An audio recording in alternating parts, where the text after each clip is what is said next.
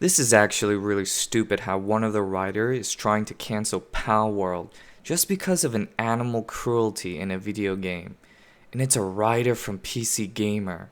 The headline of the article says, Palworld could be a delight if it wasn't so invested in being awful. Awful as in animal cruelty if you read the article. This writer has no idea what it means to play a video game at all. Games are meant to be an escape from the real world and to do whatever they want without consequences. That's why there's so much violence in video games. In Palworld, we can butcher animals and kill them for meat or other produce. But PC Gamer writer says that this game is bad because there's this feature in it. In Palworld, we can force PAL creatures to work themselves to death. But PC Gamer is trying to cancel the game because there's this feature and not adhering to labor laws is a bad thing.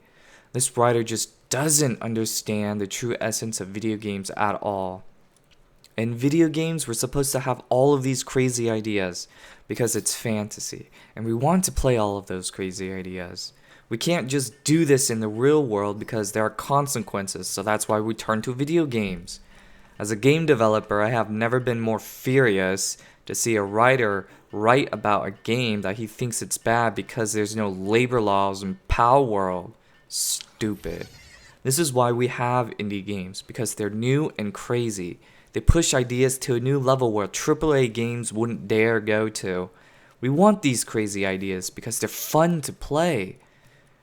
This brings me to my second topic, how an article writer influences players to make a decision on purchasing games. Right now, Palworld is sitting at a very positive review. That's great. I'm very happy for it. It deserves it. I am furious at how one writer is trying to encourage other gamers that Palworld is bad. Let me break this down how bad this can be. If I'm a new developer, I made a game, that game gets released and it's on Steam. But here comes a popular news magazine. One bad article of it being pushed and the game is forever bad. Even though the game is good, even though the idea is great, they prevented other future purchasers from buying it because they were influenced by this big popular news magazine. One guy can make this happen, and this is what I'm furious about in this gaming industry. Especially in the indie game realm where some games aren't as popular as Palworld. The one news article is detrimental to a developer. Yes, it can also help promote your sales, but it's also a double-edged sword. And getting that news article is immensely hard.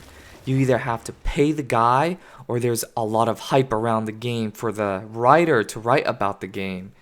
I just hate the fact that that one writer working in a big company can change a small developer's dream.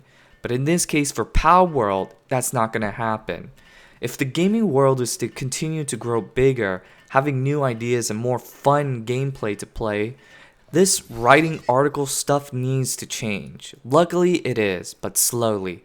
We now have YouTubers writing about games and voicing their opinions, and their followers are listening to them more than reading the articles. And my advice for these indie game developers, forget about trying to have PC Gamer or IGN or Kotaku writing an article about your game. It's dying and it's gonna bite back at you. Work on building a community and work with small-time streamers as they are your voice for your video game.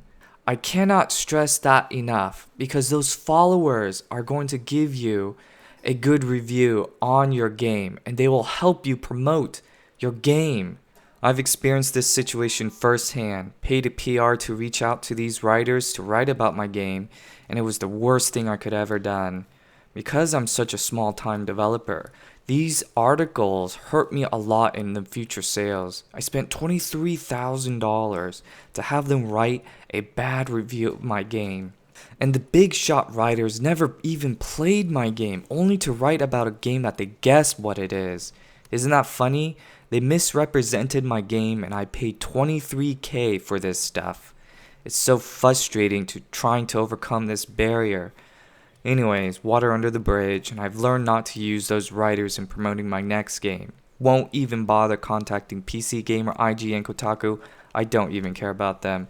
It's much better to focus on streamers, small time streamers, and community based to actually grow your company. Anyway, super pissed about this, and that's my rant. Yo Bob out.